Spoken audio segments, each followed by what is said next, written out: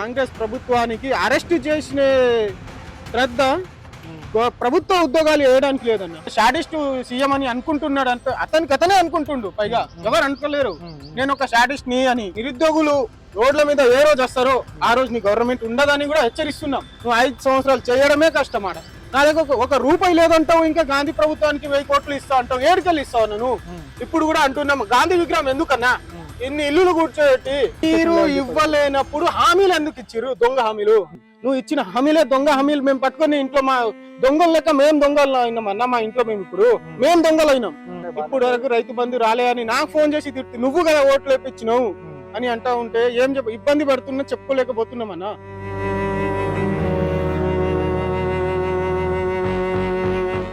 ఎందుకు మీరు మళ్ళీ ఎందుకు రోడ్డు ఎక్కుతున్నారు? ఇప్పటికే చాలా సార్లు అశోక్ నగర్ లో ధర్నాలు చేసిర్రు, ఇందిరా పార్క్ దగ్గర ధర్నాలు అయిపోయినాయి. ఇప్పుడు మళ్ళీ ఈ మార్చ్ అని ఎందుకు పెట్టిర్రు? ఉద్దేశం ఏంటి అన్న? నిరుద్యోగ మార్చ్ పెట్టినాం అన్న. ఏంటంటే 2.5 సంవత్సరాలు అయినా కాంగ్రెస్ ప్రభుత్వం వచ్చి ఇప్పుడు ఒక్క నోటిఫికేషన్ లేదు. ఇచ్చినాం అనుకుంటా కాలయాపన చేస్తుందే తప్ప ఒక్క నోటిఫికేషన్ ఇవ్వలేదు.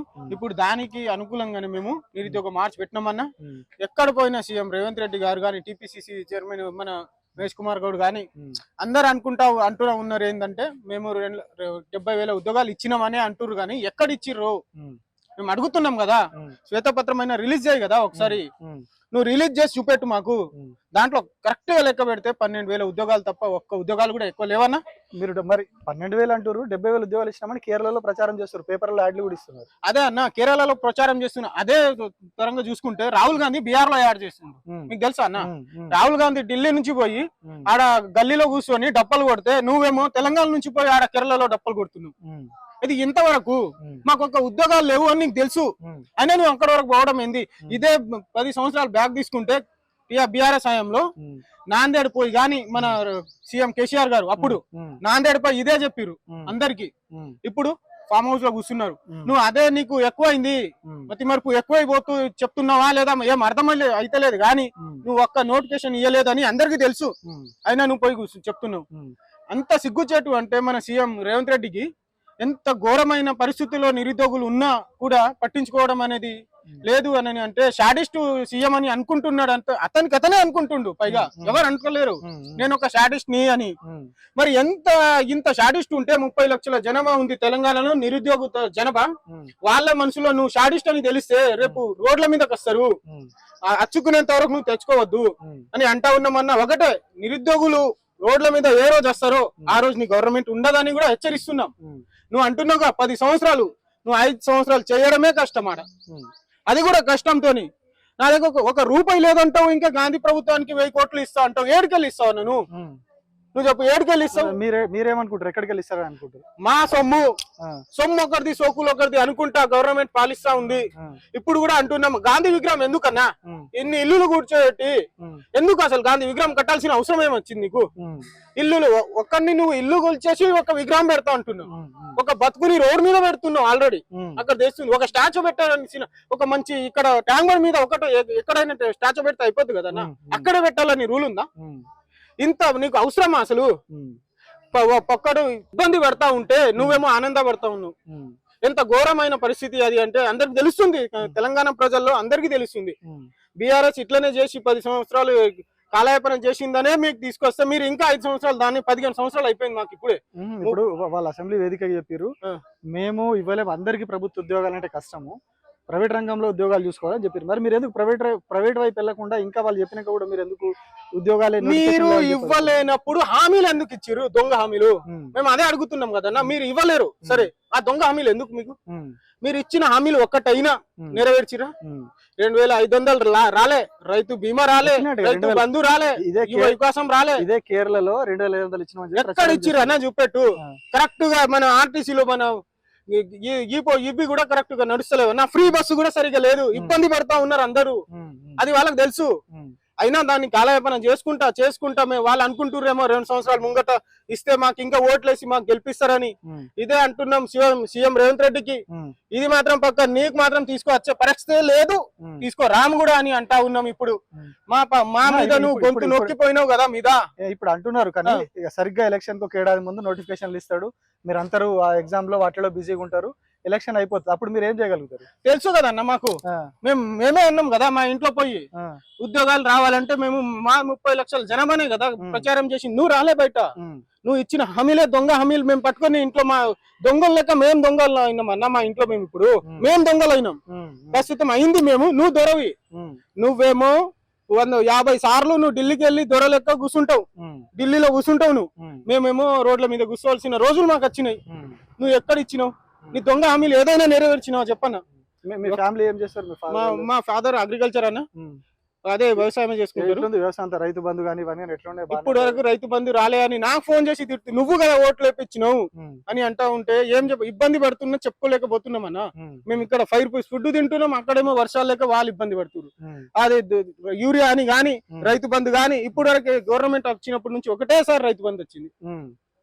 బీఆర్ఎస్ హయాంలో అప్పులైనా తెచ్చి అయినా కేసీఆర్ ప్రభుత్వం వేసింది తప్ప, ఇప్పుడు నేను 10 ఎకరాలు ఉన్న వాళ్ళకే వేస్తా, 2 ఎకరాలు ఉన్న వాళ్ళకే వేస్తా అని కాలయాపన చేస్తున్నాడు. కానీ స్టాచ్యూ కట్టడానుకున్న డబ్బులు రైతు బంధుకు లేవా అన్న? రైతు బంధు వేయాలంటే ఎన్ని కోట్లు కావాలి? 9,000 కోట్లు కావాలి. 9 కోట్లు లేవా నీ దగ్గర? మొన్ననే కదా నువ్వు బాండ్ల పేపర్ లో ఆర్బీఐకి 9,000 కోట్లు అప్పు అడిగినావు. మాకు తెలియదా? మేము చదువుకుంటున్నాం, నువ్వు ఇంటెలిజెంట్ డిపార్ట్మెంట్ నువ్వు అడగాలి. కానీ మేము చదువుకుంటున్నాం, మేమే చెప్తాం మీకు. మరి ఎక్కడ పోతున్నాయి అనుకుంటే ఆ డబ్బులన్నీ ఎడిపోతున్నాయి? మేము అడుగుతున్నాం. ఆ డబ్బులు ఎటు పోతున్నాయి అంటే ఢిల్లీకి పోతున్నాయి, రాహుల్ గాంధీకి పోతున్నాయి, సోనియా గాంధీకి పోతున్నాయి తప్ప మీ పదవుల కోసం పోతున్నాయి తప్ప మా ఉద్యోగాల కోసం వస్తలేవు. మాకు ఉద్యోగాలు కావాలరా నాయన అంటే మీరు సంతృప్తి సంతోషపడుతున్నారు. మేము ఒక షాడిస్ట్ అని, ఈ షాడిస్ట్ ని సీఎం ని తీసుకొచ్చి మేము ఎంత ఇబ్బంది పడుతున్నాం అంటే అన్న తెలుస్తలేదు. 5 రూపీస్ ఫుడ్ అన్న మీరు వచ్చినప్పుడు చూసిరు కదా, చాలా ఇబ్బంది అవుతుంది అసలు మాకు. చెప్పుకోలేక ఇంట్లో ఏం చెయ్యలేక ఇదేంద్రా ఇబ్బంది అనుకుంటా తిరుగుతా ఉన్నాం అన్న రోడ్ల బయట.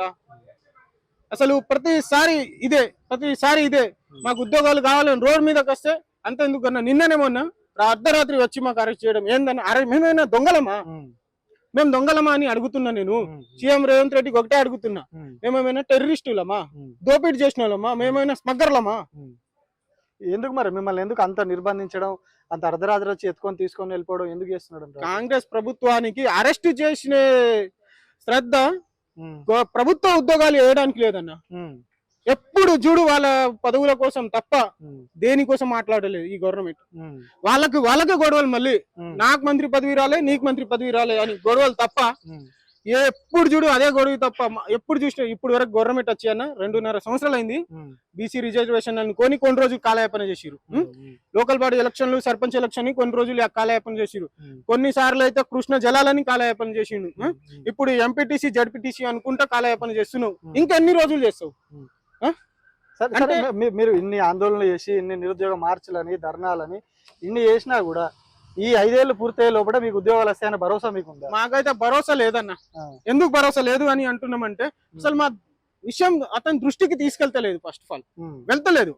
వెళ్ళినా కూడా ఏం తెలియనట్టు వ్యవహరిస్తున్న ఈ సీఎం రేవంత్ రెడ్డికి మేము ఏం చెప్పాలో అర్థమైతలేదు. అసలు సోయి లేకుండా మాట్లాడుతున్నావు అని కూడా తెలియనట్టుగా వ్యవహరిస్తుండు. అసలు ఏం చెప్పాలో కూడా అర్థమైతలేదు మాకైతే. అసలు ఏంద్రా నాయన మాకు బాధలు అనుకుంటే ఒక నోటిఫికేషన్ వస్తుంది, మేము ఇంటికి వెళ్ళిపోతాం, మేము ఏదో ఒకటి కొట్టుకొని వెళ్తాం, వస్తే ఓకే, లేకపోతే ఏదో పని చూసుకుంటాం కదా. నువ్వు మాకు ఇచ్చినావు కదా, చెప్పినావు కదా, ఒకటే సంవత్సరంలో 2 లక్షల ఉద్యోగాలు అన్నావు కదా, నువ్వే కదా భరోసా ఇస్తేవి.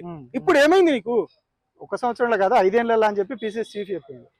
ఈ టీపీసీసీ మన మహేష్ కుమార్ గౌడ్ సార్ గారికి కూడా నేను ఒకటే విన్నపం చేస్తున్నా, నువ్వు ఉన్నావా? అప్పుడు ఉంటే కరెక్ట్ గా మాట్లాడాలి. నువ్వు అబద్ధపు హామీలు ఇచ్చి మాకు లొంగ తీసుకుని మీరు మీ వెనకన్నా రోడ్ మీద ఎక్కింది మేము, మా అమ్మ నాన్నలు చెప్పుకుంది మేము, నువ్వు కాదు. నువ్వు మధ్యలో వచ్చినావు. ఇప్పుడు నీ టీపీసీసీ గవర్నమెంట్ వచ్చినప్పుడు ఇచ్చిరు నీకు, కానీ 1 లక్ష ఉద్యోగాలు అని అంటున్నావు. మొన్ననే 1 లక్ష ఉద్యోగాలను ఎక్కడ ఇచ్చిరు? 1 లక్ష ఉద్యోగాలు చూపెట్టు ఒకసారి. ఒక శ్వేతపత్రమైన రిలీజ్ చేసినావు. ప్రభుత్వం ఉన్నది కాంగ్రెస్ ప్రభుత్వమేగా, మీరు ఇవ్వాలి కదా, ఎందుకు ఇవ్వలేరు? ఇవ్వాలి. మీరు ఇస్తేనే గాని మేము ఆగం. ఇట్లాంటి ధర్నాలన్నా ఎన్నో జరుగుతాయి, ఇంకా ఎన్నో చేస్తున్నాం, ఇంకా ముందు చాలా ఉంటాయి. మీరు ఇప్పుడైనా సోయి తెచ్చుకొని, కాంగ్రెస్ ప్రభుత్వం సోయి తెచ్చుకొని గవర్నమెంట్ ఉద్యోగాలు ఇస్తే బాగుంటది. లేదు అంటే మేము రోడ్డు మీద వచ్చే పరిస్థితి నెలకొన్నప్పుడు మీ గవర్నమెంట్ కే ప్రమాదం అని చెప్తా ఉన్నామన్నా.